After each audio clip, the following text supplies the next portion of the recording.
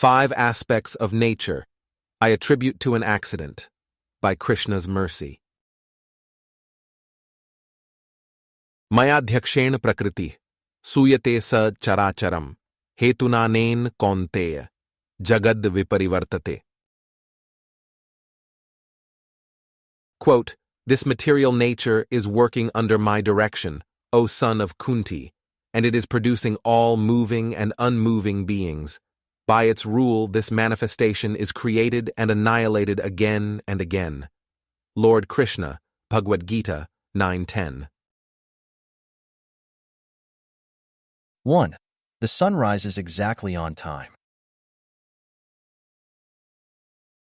There is no God. The sun rises at basically the same time each day. Factor in some variances based on the seasons. Big deal. That doesn't prove anything. It must be an accident. 2. The seasons change. There is no God. Don't talk to me about the seasons. The tree suddenly decides to shed its leaves. At some point, a few months later, it decides to grow new leaves. It knows when to stop to produce just enough leaves appropriate for the season. This cycle of change continues year after year, such that we can count on it. That doesn't mean there is some magical figure hiding behind the clouds who is responsible for everything.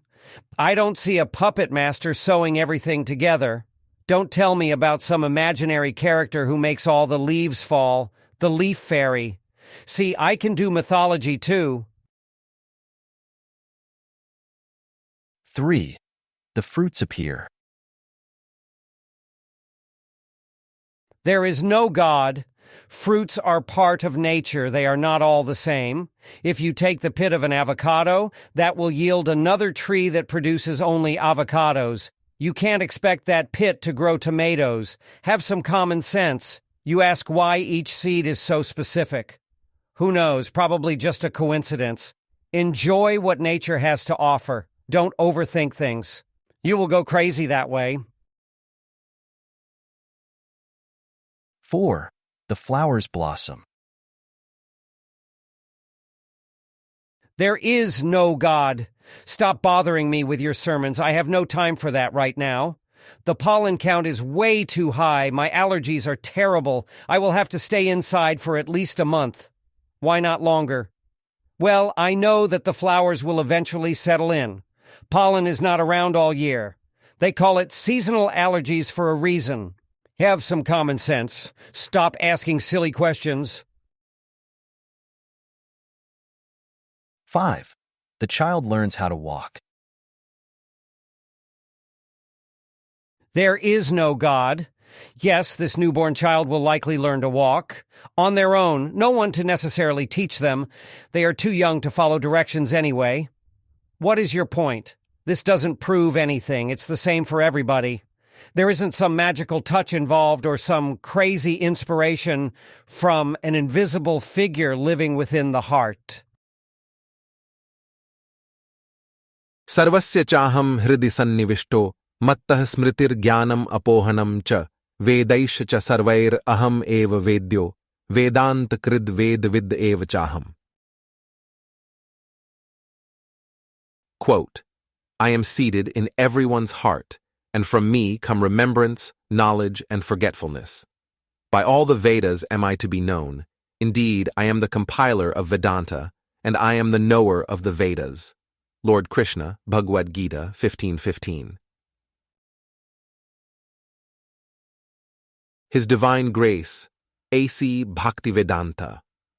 Swami Prabhupada explains that it is silly to think that such fixtures of nature, working in a predictable manner, in a way that can be studied and categorized into various departments of knowledge known as science, could simply be due to an accident. An accident implies randomness or a consequence without a known cause. If the outcomes are known, how can the cause be unknown? If we can study the sun, how is the resultant effect of interaction with the sun due to chance or an accident? Only someone with little intelligence would ever dream of indulging such a philosophy. If they do have intelligence and still spout the same speculation, it must be that they are antagonistic. This is because the honest person understands that there must be someone with intelligence in the background. Someone had to place the sun where it is. If the sun appeared by random collision, then the same type of collision could create multiple suns. This only makes sense. If we are playing a game on a billiards table, the opening break has the potential to pocket several balls. These are of different colors and numbers. If only one ball were pocketed every single time in the intentionally random collision that is the break, then there would be suspicion. The players would wonder if something special has been done to the one ball that keeps falling. In other words, they would not chalk up the result to randomness or to the absence of an intelligent controller. This is the common sense basis for at least acknowledging the presence of God.